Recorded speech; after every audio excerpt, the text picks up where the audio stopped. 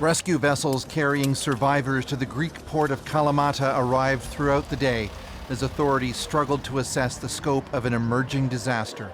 Local media is reporting most of the migrants were young men from Egypt, Syria, and Pakistan trying to get from Libya to Italy. In two photographs released by Greece's National Coast Guard, the roughly 30-meter-long vessel appeared overloaded, with people standing or sitting anywhere they could find space. Several survivors had to be airlifted off rescue ships and taken to hospital, but most who made it to shore were simply exhausted. Visiting Kalamata, Greece's president said with possibly hundreds still missing, we may never know exactly how many people died.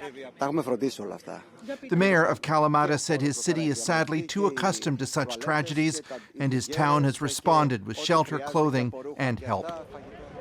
This case is especially awful, as it appeared those on board refused help Tuesday night from the Greek Coast Guard.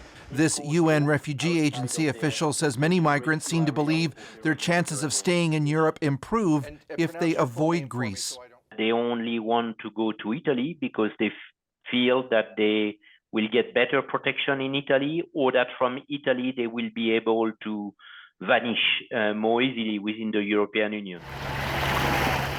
NGOs say more than 25,000 people have been killed crossing the Mediterranean in the last decade.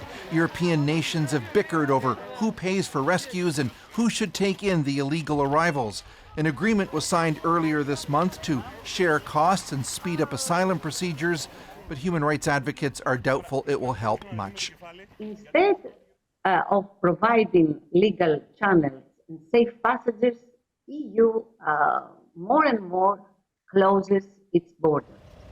Roughly 72,000 migrants have arrived in coastal European nations this year. The UN claims just over a third find some way of remaining, a success rate just good enough to ensure people will keep attempting the dangerous voyage. Chris Brown, CBC News, London.